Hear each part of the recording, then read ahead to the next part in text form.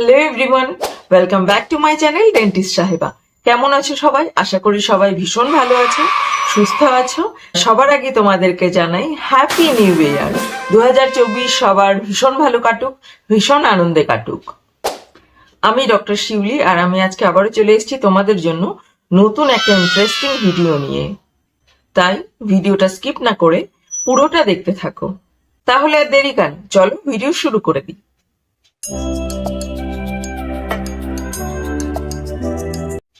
আজকের আলোচ্য বিষয় হলো, আউটডোরে অনেক পেশেন্ট আসে যাদের মেইন কমপ্লেন থাকে যে দাঁতের গোড়ায় অর্থাৎ মাড়িতে একটা ফুসকুড়ি টাইপ হচ্ছে, চাপ দিলে পুঁজ বেরোচ্ছে, ব্যথা হচ্ছে, যন্ত্রণা হচ্ছে, কদিন পর আবার একা একা সেরেও যাচ্ছে, কিছুদিন পর সেই জিনিসটা আবার ব্যাক করছে। হ্যাঁ, আজকে আমরা এটা নিয়েই আলোচনা করব। এই যে প্রবলেমটা হচ্ছে, এটাকে ডাক্তারি পরিভাষায় বলা হয়ে থাকে ডেন্টাল অ্যাবসেস। আজকে আমরা এই ভিডিওতে জানবো ডেন্টাল অ্যাবসেস জিনিসটা কি, কেন হয়, ডেন্টাল অ্যাবসেসটা হলে কি কি সমস্যা হয় এবং তার ট্রিটমেন্ট গুলো সম্পর্কে আমরা একটু বিস্তারিত আলোচনা করব। তাহলে প্রথমে আমরা জেনে নিই ডেন্টাল অ্যাবসেস জিনিসটা কি।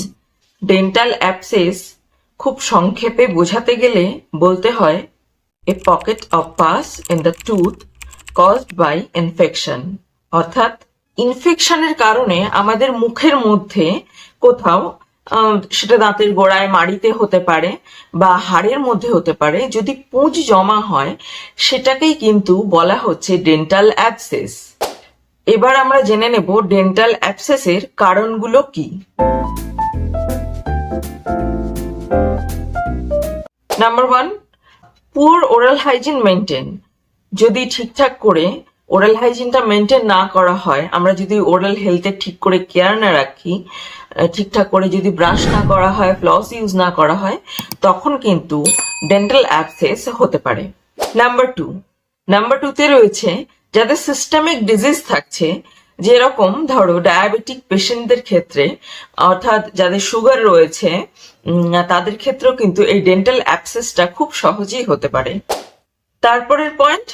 তারপরের পয়েন্টে রয়েছে কারোর যদি কোনো দাঁতে কেরিজ থাকে, অর্থাৎ দাঁতে যদি পোকা লাগা থাকে এবং সেটার যদি সে ট্রিটমেন্ট না করায়, দীর্ঘদিন যাবৎ সেই ফেলেই রেখেছে সেভাবে, তাহলেও কিন্তু সেই পোকা লাগা দাঁতটা থেকে কিন্তু ডেন্টাল অ্যাবসেস হওয়াটা খুব কমন একটা ব্যাপার। নাম্বার 4, যাদের ডায়েটে কার্বোহাইড্রেটের পরিমাণ ভীষণ বেশি থাকে, অর্থাৎ যারা শর্করা জাতীয় খাদ্য খুব বেশি পরিমাণে খান, তাদের ক্ষেত্রেও কিন্তু ডেন্টাল অ্যাবসেসটা দেখা দিতে পারে। 5 নম্বর পয়েন্ট, যাদের মুখ শুকিয়ে যাওয়ার প্রবলেম রয়েছে, তাদের ক্ষেত্রেও কিন্তু এই ডেন্টাল অ্যাবসেসের এই যে প্রবলেমটা, এটা কিন্তু দেখা দিতে পারে। এবার আমরা জেনে নেব যে ডেন্টাল অ্যাবসেসটা ঠিক কিভাবে হচ্ছে। ঠিক আছে, এদিকে দেখতে পাবে আমাদের যে দাঁত রয়েছে মুখের ভেতরে, সেই দাঁতটা কিন্তু 3টে লেয়ার দিয়ে গঠিত। ঠিক আছে, দাঁতের যে ক্রাউনটা, যেটা সাদা অংশটা আমরা দেখতে পাই, সেটা 3টে লেয়ার দিয়ে গঠিত। প্রথমে ওপরের যে লেয়ারটা থাকে, যেটা সব থেকে শক্ত, সেটাকে বলা হয় এনামেল।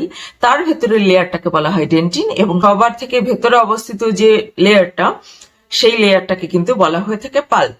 এই পাল্প অংশে কিন্তু আমাদের দাঁতের নার্ভ এবং রক্তচালক গুলো কিন্তু থাকে। ঠিক আছে, এবার যদি দাঁতে কোনো কেরিজ হয়, সেক্ষেত্রে কিন্তু ইনফেকশনটা যদি শুধু এনামেলে সীমাবদ্ধ না থেকে বা ডেন্টিনেও সীমাবদ্ধ না থেকে, সেটা যদি পাল্পে চলে আসে, তখন কিন্তু পাল্পটা ইনফেক্টেড হয়ে পড়বে, এবং দীর্ঘদিন পাল্প ইনফেক্টেড থাকার ফলে কিন্তু তখন পুঁজ সৃষ্টি হবে, এবং এই পুঁজটাই তখন জমা হবে দাঁতের গোড়ায়। তখনই কিন্তু আমাদের মাড়িতে ফুসকুড়ি টাইপ দেখা যেতে পারে, পিম্পলের মতন ব্রণ টাইপ দেখা যেতে পারে। ঠিক আছে, এবং তখন এই সমস্যাটাকে কিন্তু বলা হয়ে থাকে ডেন্টাল অ্যাবসেস। ডেন্টাল অ্যাবসেস হলে কি কি সমস্যার সম্মুখীন তুমি হবে? নাম্বার 1, ডেন্টাল অ্যাবসেস হলেই কিন্তু প্রথমে যে সমস্যাটা হবে, সেটা খাবার চেবানোর সময় কিন্তু ব্যথা হবে। যে দাঁতটা ইনফেক্টেড রয়েছে, সেই দাঁতের গোড়ার দিকে কিন্তু খাবার চেবানোর সময় কিন্তু ব্যথা অনুভূত হবে। ঠান্ডা বা গরম খাবার অথবা ঠান্ডা বা গরম পানীয় খাওয়ার সময় কিন্তু মারাত্মক সেন্সিটিভিটি বা ব্যথা সৃষ্টি হবে। তারপরের পয়েন্ট, মুখে কিন্তু দুর্গন্ধ হবে। যেহেতু ইনফেকশন রয়েছে এবং সেখানে ব্যাকটেরিয়াল গ্রোথটা বাড়ছে, তখন কিন্তু মুখে একটা ফাউল একটা স্মেল কিন্তু আসবে। 4 নম্বর পয়েন্ট, মুখে কিন্তু ফাউল টেস্ট থাকবে, অর্থাৎ মুখে একটা খুব বিরক্তিকর একটা স্বাদ তুমি ফিল করতে পারবে। 5 নম্বর পয়েন্ট, পেশেন্টের কিন্তু এমনকি জ্বরও এসে যেতে পারে। পরবর্তী পয়েন্টে রয়েছে মুখ খোলা বন্ধ করায় কিন্তু খুব অসুবিধা হবে। এবং 7 নম্বর পয়েন্টে রয়েছে পেশেন্ট যখন শুতে যাবে তখন কিন্তু পেশেন্টের ব্যথাটা আরো বেশি বাড়বে, অর্থাৎ তখন কি হবে, ঘুমাতে পারবে না পেশেন্ট। তাহলে ডেন্টাল অ্যাবসেস সম্পর্কে আমরা একটা ব্রিফ একটা ধারণা পেলাম যে জিনিসটা কি, কেন হচ্ছে, এবং আমাদের মুখের মধ্যে হলে সেই প্রবলেমটা আমরা ঠিক কি কি আরো সমস্যাগুলো ফেস করতে পারবো। আই হোপ আমি তোমাদের একটুখানি হলেও বোঝাতে পেরেছি। এবার চলে আসি এর ট্রিটমেন্ট কি রয়েছে। সবাই আমরা সমস্যার হোম রেমেডিস পেলে কিন্তু খুব আনন্দিত হই, তাই না? তোমরাও নিশ্চয়ই এই ভিডিও থেকে এটাই আশা করবে যে এই ডেন্টাল অ্যাক্সেস থেকে বেরোনোর যে হোম রেমেডিস গুলো সেগুলো তোমাদেরকে আমি বলবো। কিন্তু তোমাদেরকে আমি এখানে বলে দিচ্ছি, দেখো সমস্ত রকম সমস্যার কিন্তু হোম রেমেডিস হয় না, ঠিক আছে? এটা কিন্তু একটা ডেন্টাল এমার্জেন্সি, ওকে? এটা কিন্তু একটা খুব বড় রকমের সমস্যা এবং এই সমস্যাটা কিন্তু হোম রেমেডিজ এর মাধ্যমে কোনোভাবেই সারানো যাবে না। এই সমস্যাটা একমাত্র ট্রিটমেন্টের মাধ্যমে, যারা প্রফেশনাল যারা রয়েছেন একমাত্র তারাই কিন্তু ট্রিটমেন্টের মাধ্যমে এই সমস্যাটা থেকে তোমাদেরকে মুক্তি দিতে পারবেন। সেক্ষেত্রে কোনো কোনো ক্ষেত্রে তোমার ধরো স্কেলিং এর দরকার পড়তে পারে, বা কোনো ক্ষেত্রে আরসিটির প্রয়োজন পড়তে পারে, বা কোনো ক্ষেত্রে আবার ড্রেনেজের মাধ্যমে, অর্থাৎ যে ফুসকুড়িটা হয়েছে সেটা কেটে পুঁজ বের করার মাধ্যমে কিন্তু এই সমস্যাটা কিন্তু সারবে। আবার কোনো কোনো ক্ষেত্রে কিন্তু দাঁত তোলারও কিন্তু পরামর্শ দিতে পারে ডেন্টিস্টরা।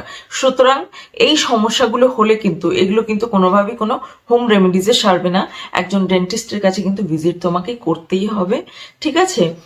আবার অনেকে হয়তোবা শুধু কয়েকটা অ্যান্টিবায়োটিক খেয়ে এই প্রবলেমটা ভাবলো যে ঠিক আছে আমি অ্যান্টিবায়োটিক খেয়ে সারিয়ে নেব। শুধু অ্যান্টিবায়োটিক ইউজ করে কিন্তু এই প্রবলেমটা কমবে না, কারণ যেহেতু মুখের মধ্যে ইনফেকশন রয়েছে, সেই ইনফেকশনটাকে টোটাল ক্লিন আউট করে তারপর যদি আমরা কোনো অ্যান্টিবায়োটিক রেফার করি তবেই কিন্তু এটা একদম নির্মূলভাবে কমবে, ঠিক আছে? শুধু অ্যান্টিবায়োটিকের উপর ডিপেন্ডেন্ট হয়ে কিন্তু এই সমস্যাটা থেকে একদমই বেরোনো যাবে না। তাহলে আশা করি আমি তোমাদেরকে এই বিষয়টা একটু হলেও ক্লিয়ার কাট বোঝাতে পেরেছি। আর হ্যাঁ, যদি কেউ মনে করে যে না ঠিক আছে কিছু যায় আসে না, অত মাথা ঘামিয়ে কোনো লাভ নেই, এটা কিন্তু খুব বড় ভুল হবে, ঠিক আছে? এটা আমি একদম অ্যালার্ট করে রাখছি তোমাদেরকে। এটা যদি ট্রিটমেন্টটা ঠিক টাইমে না পড়ে তাহলে কি হবে, তাহলে কিন্তু এর থেকে সমস্যাটা আরো বেশি বাড়বে, ঠিক আছে? যেমন তোমাদেরকে আমি উদাহরণস্বরূপ এদিকে একটা দেখিয়ে রাখছি, লোডুইগ অ্যাঞ্জাইনা বলা হয় ওটাকে। এই প্রবলেমটা হলে কিন্তু পেশেন্টের এত প্রবলেম হয়, পেশেন্টের কিন্তু নিঃশ্বাস নেওয়াতে অসুবিধা হয়, আরো অন্যান্য অনেক সমস্যা হয়। তোমরা দেখতেই পাবে এদিকে ছবিটা। এরকম সমস্যাগুলো কিন্তু শুধুমাত্র ওই অ্যাবসেসটা যদি কেউ ট্রিটমেন্ট না করায় সেক্ষেত্রে কিন্তু হতেই পারে। তাই হোক, আজকের ভিডিওর ইম্পর্টেন্সটা তোমরা বুঝতে পারলে। ভিডিও ভালো লাগলে কমেন্ট সেকশনে অবশ্যই জানিও, বেশি বেশি করে লাইক করে দিও, বন্ধু বান্ধবদের সাথে কিন্তু শেয়ার করে দিও। আর হ্যাঁ, অবশ্যই অবশ্যই আমার চ্যানেলটাকে কিন্তু সাবস্ক্রাইব করে দিও, ঠিক আছে? তাহলে চলো দেখা হচ্ছে পরবর্তী কোনো ভিডিওতে নতুন কোনো টপিক নিয়ে। ততক্ষণের জন্য stay happy, stay healthy, stay tuned. Tata.